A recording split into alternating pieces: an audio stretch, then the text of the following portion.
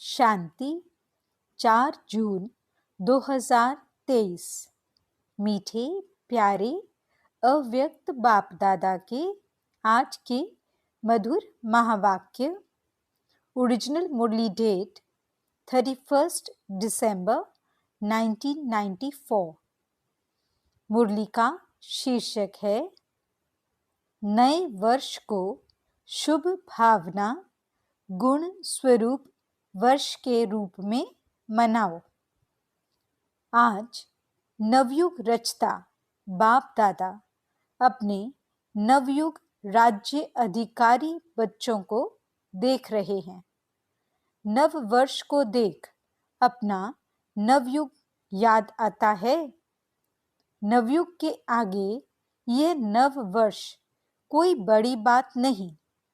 जिस नवयुग में हर वस्तु, हर व्यक्ति, प्रकृति सब नया है। नया वर्ष जब शुरू होता है तो पुरानी वस्तु व व्यक्ति के पुराने स्वभाव, संस्कार, चाल चलन कुछ नए होते हैं, कुछ पुराने होते हैं। लेकिन आपके नवयुग में पुराने का नाम निशान नहीं। व्यक्ति भी नया अर्थात सतो प्रधान है और प्रकृति भी सतो प्रधान अर्थात नई है। प्रकृति में भी आजकल जैसा पुरानापन नहीं होगा। तो नवयुग की मुबारक के साथ नव वर्ष की मुबारक। आज विशेष नया वर्ष मनाने के उमंग उत्साह से खुशी खुशी से सभी पहुंच गए हैं। तो बाप दादा भी दिल से दिल की दुआओं सहित नवयुग की और नए वर्ष की डबल मुबारक देते हैं। आप सभी को भी डबल याद है या सिंगल याद है? अपना नया युग नयनों के आगे बुद्धि में स्पष्ट है ना?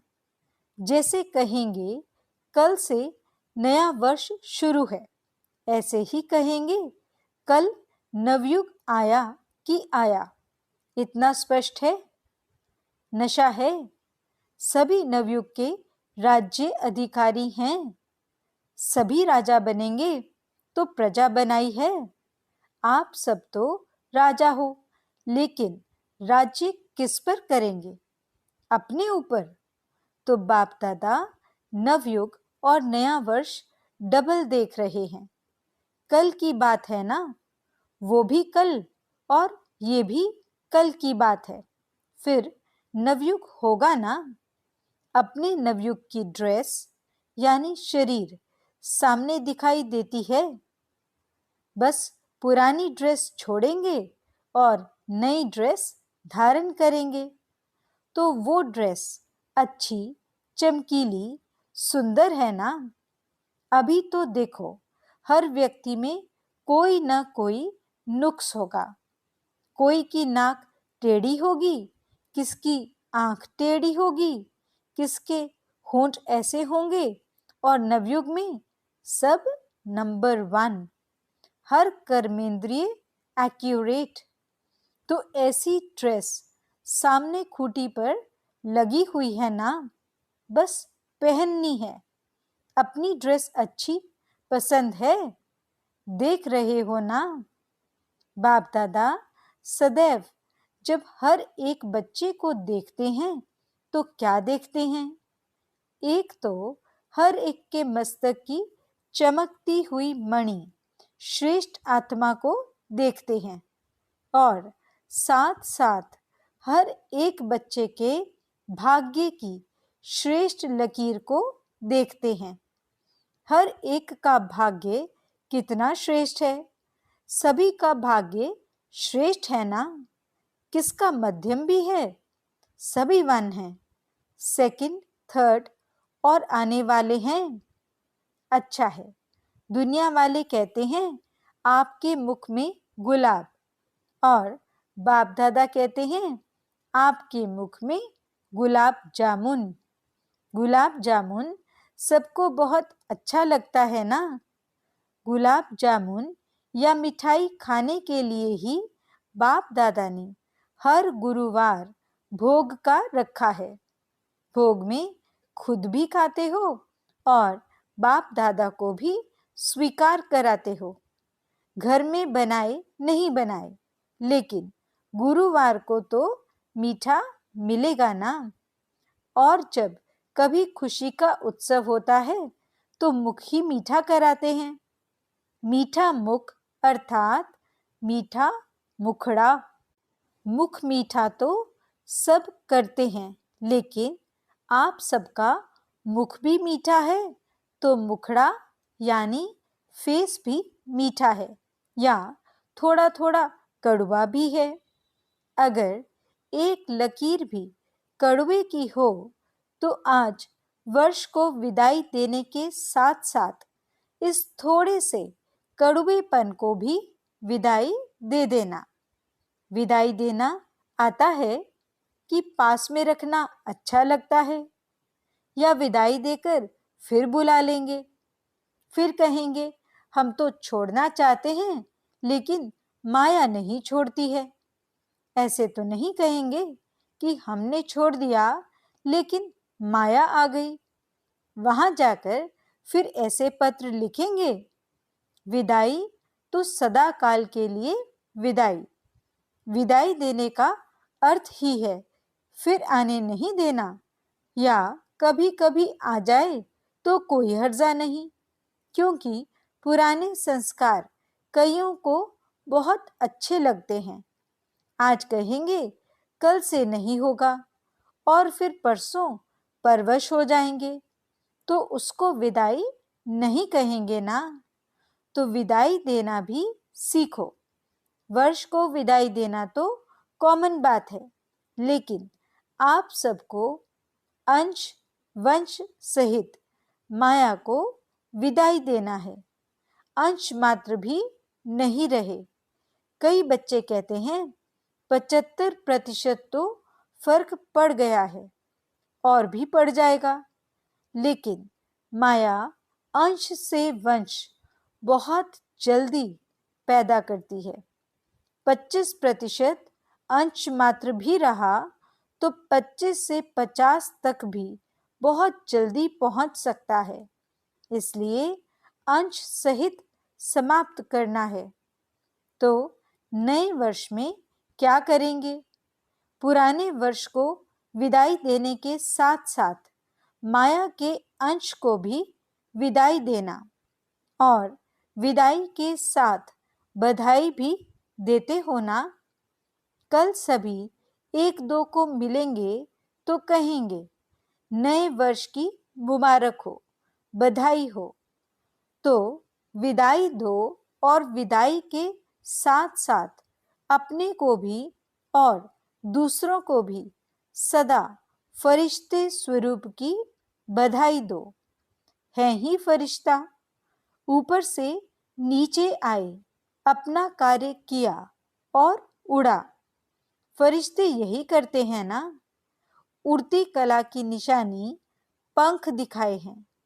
कोई आर्टिफिशियल पंख नहीं है, लेकिन ये फरिश्तों को जो पंख दिखाते हैं उसका अर्थ है फरिश्ता अर्थात उड़ती कला वाले।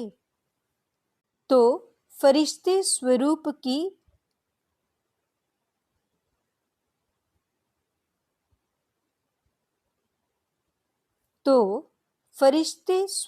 की बधाई स्वयं को भी दो और दूसरों को भी।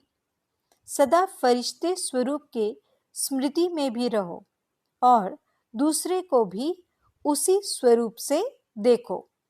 फलानी है, फलाना है नहीं, फरिश्ता है।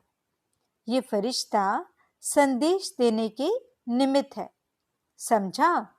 तो सभी को फरिश्ते स्वरूप की मुबारक दो। चाहे कोई कैसा भी हो, लेकिन दृष्टि से सृष्टि बदल सकती है। जब दृष्टि से सृष्टि बदल सकती है तो क्या ब्राह्मण नहीं बदल सकता? आपकी दृष्टि स्मृति हर आत्मा को बदल देगी। बाप दादा को कभी कभी बच्चों पर हंसी आती है। आप लोगों को भी अपने ऊपर आती है।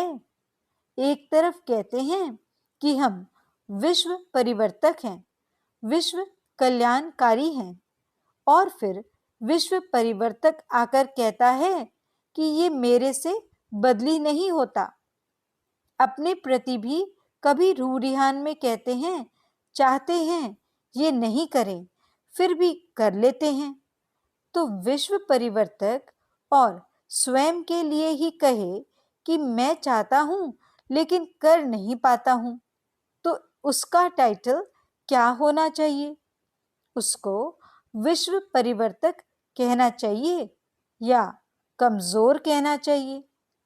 गीत सुनाते हैं ना, क्या करें, कैसे करें, पता नहीं कब होगा। यह गीत बाप दादा तो सुनते हैं ना। जब विश्व परिवर्तक हैं, विश्व कल्याणकारी हैं, तो क्या कोई आत्मा को नहीं बदल सकते? स्वयं को नहीं बदल सकते? अगर स्व परिवर्तक भी नहीं तो विश्व परिवर्तक कैसे होंगे? बाप दादा कहते हैं, इस वर्ष की विशेष दृढ़ प्रतिज्ञा स्वयं से करो। प्रतिज्ञा का अर्थ ही है कि शरीर चला जाए, लेकिन जो प्रतिज्ञा की है वह प्रतिज्ञा नहीं जाए। तो प्रतिज्ञा करने की इतनी हिम्मत है? करेंगे? डरेंगे तो नहीं। तो यही प्रतिज्ञा स्वयं से करो कि कभी भी किसी की कमजोरी व कमी को नहीं देखेंगे, किसी की कमजोरी कमी को नहीं सुनेंगे, नहीं बोलेंगे, न सुनेंगे, न बोलेंगे, न देखेंगे। तो ये वर्ष क्या हो जाएगा? ये वर्ष हो जाएगा शुभ भावना गुण स्वरूप वर्ष। हर वर्ष को अपना अपना नाम देते हो ना। जब ये प्रतिज्ञा सभी कर लेंगे तो ये वर्ष हुआ शुभ भावना गुण स्वरूप वर्ष। मंजूर है? फिर वहां जाकर नहीं बदल जाना। फिर कहेंगे मधुबन में तो वायुमंडल अच्छा था ना, और यहाँ तो वायुमंडल का संग है ना। परिवर्तक किसी के संग में नहीं आता, किसी के प्रभाव में नहीं आता। अगर परिवर्तक ही प्रभाव में आ जाएगा तो परिवर्तन क्या करेगा? इसलिए इस वर्ष को गुण मुहूर्त शुभ भावना वर्ष के रूप में मनाओ। किसकी अशुभ बात को भी आप अपने पास शुभ करके उठाओ। अशुभ देखते हुए भी आप शुभ दृष्टि से देखो। जब प्रकृति को बदल सकते हो तो मनुष्य आत्माओं को नहीं बदल सकते हो, और उसमें भी ब्राह्मण आत्माएं हैं, उनको नहीं बदल सकते हो। जब सबके प्रति शुभ भावना होगी तो कारण शब्द समाप्त होकर निवारण शब्द ही दिखाई देगा। इस कारण से ये हुआ, इस कारण हुआ नहीं। कारण को निवारण में परिवर्तन करो। हिम्मत है? अच्छा, बाप दादा जब टीवी खोलते हैं तो बड़ा मजा आता है। ये कलयुगी टीवी नहीं देखते, ब्राह्मणों की टीवी देखते हैं। ऐसे नहीं, आप लोग वह टीवी खोल लो, ऐसे नहीं करना। तो जब बच्चों का खेल देखते हैं तो बहुत मजा आता है। मिक्की माउस का खेल तो करते हो ना। थोड़े टाइम के लिए कोई शेर बन जाता, कोई कुत्ता बन जाता। जिस समय क्रोध करते हो उस समय क्या है? जिस समय किससे डिस्कस करते हो उसके ऊपर वार करते जाते हो, सिद्ध करते जाते हो, तो उस समय क्या हो? मिक्की माउस ही बन जाते हो ना।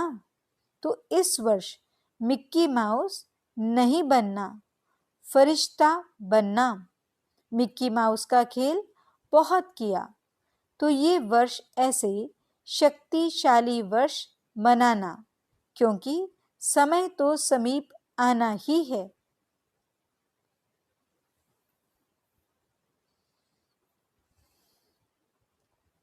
आना भी है और लाना भी है। ड्रामा अनुसार आना तो है ही, लेकिन लाने वाला कौन है? आप ही हो ना। दूसरी विशेषता, इस वर्ष में क्या करेंगे? नए वर्ष में एक तो बधाइयां देते हो और दूसरा गिफ्ट देते हो। तो इस नए वर्ष में सदैव हर एक को जो भी जब भी संबंध संपर्क में आए, चाहे ब्राह्मण परिवार चाहे और आत्माएं हों, उन सबको एक तो मधुर बोल की गिफ्ट दो, स्नेह के बोल की सौगात दो और दूसरा कोई न कोई गुण की, शक्ति की सौगात दो। यह सौगात सेकंड में भी दे सकते हो। ऐसे नहीं कह सकते हो कि टाइम ही नहीं मिला। ना लेने वाले को टाइम था, ना देने वाले को टाइम था।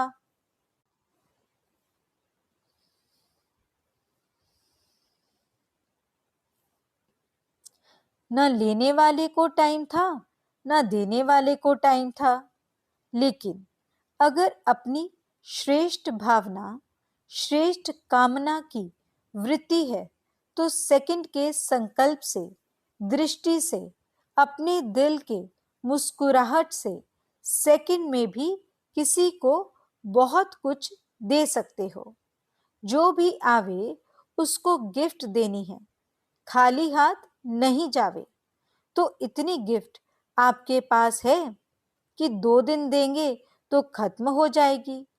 सभी का स्टॉक भरपूर है कि कोई का स्टॉक थोड़ा कम हो गया है। जिसके पास कम हो वो हाथ उठा लो, भर देंगे। जिसके पास कमी हो वो चिट्ठी लिखकर जनक दादी जानकी को देना, वो क्लास करा लेगी। कमी तो नहीं रहनी चाहिए ना। दाता के बच्चे और कमी हो तो अच्छा नहीं है ना। इसलिए भरपूर होकर जाना, कमी को लेकर नहीं जाना। वर्ष के साथ कमियों को भी विदाई देकर जाना। ऐसे नहीं कि सिर्फ कल एक दिन ही गिफ्ट देना है। नहीं, सारा वर्ष सबको गिफ्ट बांटते जाओ। बिना गिफ्ट के कोई नहीं जाए तो कितना अच्छा लगेगा। अगर कोई आता है उसको छोटी सी प्यार से गिफ्ट दे दो तो कितना खुश होता है। चीज को नहीं देखते हैं, लेकिन गिफ्ट अर्थात स्नेह के स्वरूप को देखते हैं। गिफ्ट से कोई मालामाल नहीं हो जाते हैं, लेकिन स्नेह से मालामाल हो जाते हैं। तो स्नेह देना और स्नेह लेना। अगर कोई आपको स्नेह नहीं दे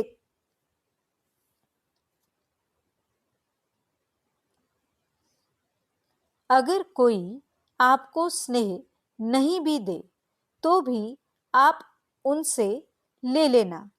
लेना आएगा कि शर्म करेंगे, कैसे लें? इस लेने में कोई हर्जा नहीं है। वो आप पर क्रोध करे, आप स्नेह के रूप में ले लेना। आप विश्व परिवर्तक हो ना, तो विश्व परिवर्तक किसी के नेगेटिव को पॉजिटिव में नहीं बदल सकता। तो ये वर्ष सदा स्नेह देना और स्नेह लेना। ऐसे नहीं कहना कोई ने दिया ही नहीं, क्या करूं? वो दे या ना दे, आप ले लो। कुछ तो देगा ना, नेगेटिव दे या पॉजिटिव दे, कुछ तो देगा ना। लेकिन हे विश्व परिवर्तक, आप नेगेटिव को पॉजिटिव में परिवर्तन कर देना।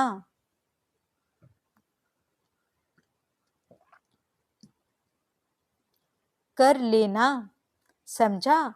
इस वर्ष क्या करना है? अच्छा, डबल विदेशी क्या करेंगे? गिफ्ट देंगे? दाता बन गए हो? वाह, दातापन की मुबारक हो।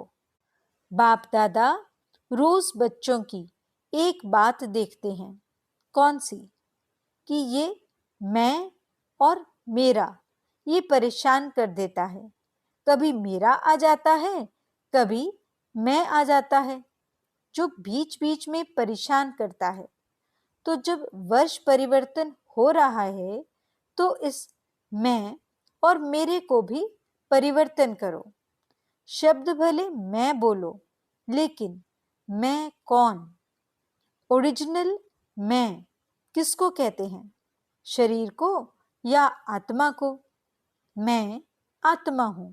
तो जब भी मैं शब्द यूज करते हो तो क्यों नहीं मैं शब्द का ओरिजिनल स्वरूप, ओरिजिनल अर्थ स्मृति में रखते हो?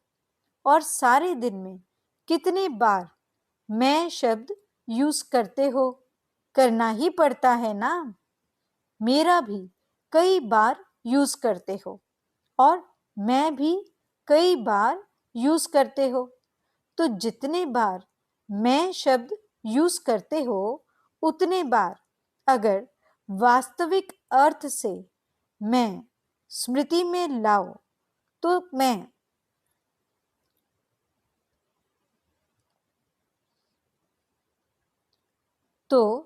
मैं धोखा देगा या उड़ाएगा? तो जब भी मैं शब्द यूज करते हो उस समय यही सोचो, मैं आत्मा हूं, क्योंकि मैं और मेरे शब्द के बिना रह भी नहीं सकते हो। बोलना ही पड़ता है और आदत भी है। मैं मेरे के पक्के संस्कार हो गए हैं। तो जिस समय मैं शब्द यूज करते हो उस समय ये सोचो कि मैं कौन? मैं शरीर तो हूं ही नहीं ना। बॉडी कॉन्शियसनेस तब आवे जब मैं शरीर हूं। शरीर तो मेरा कहते हो ना, कि शरीर कहते हो? कभी गलती से कहते हो कि मैं शरीर हूं? गलती से भी नहीं कहेंगे ना कि मैं शरीर हूं। तो मैं शब्द और ही स्मृति और समर्थी दिलाने वाला शब्द है, गिराने वाला नहीं है। तो परिवर्तन करो। विश्व परिवर्तक पक्के होना, देखना, कच्चे नहीं बनना। तो मैं शब्द का भी अर्थ से परिवर्तन करो। जब भी मैं शब्द बोलो तो उस स्वरूप में टिक जाओ। और जब मेरा शब्द यूज करते हो तो सबसे पहले मेरा कौन? सारे दिन में मेरा मेरा तो बहुत बनाते हो। मेरा स्वभाव, मेरा संस्कार, मेरी ये चीजें, मेरा परिवार, मेरा सेंटर, मेरा जिज्ञासु, मेरी सेवा, मेरी सेवा। इसने क्यों की?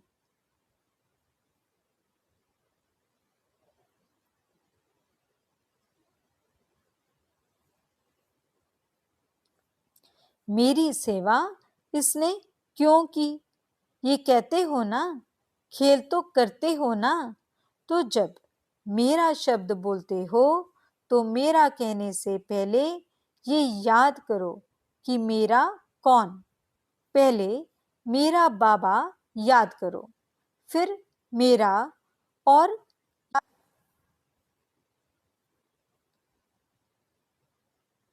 फिर मेरा और याद करो। तो जहां बाप होगा वहां देह अभिमान व गिरावट नहीं आएगी। तो मैं और मेरा इन दोनों शब्दों को उस वृत्ति से, उस दृष्टि से, उस अर्थ से देखो और बोलो। मेरा शब्द मुख से निकले और पहले मेरा बाबा याद आए। तो निरंतर योगी तो हो जाएंगे ना, क्योंकि हर घंटे में मेरा और मैं शब्द यूज करते हो। कारोबार में भी करना पड़ता है ना, तो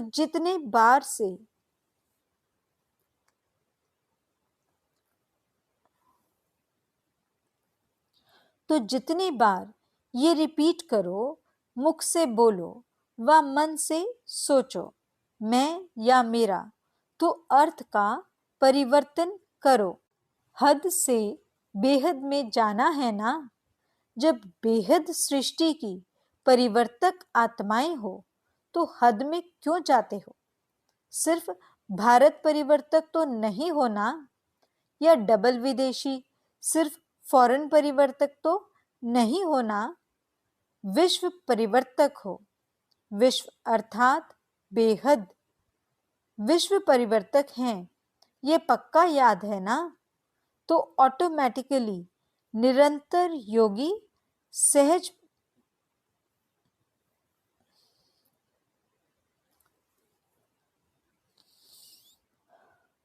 तो ऑटोमेटिकली निरंतर योगी सहज बन जाएंगे।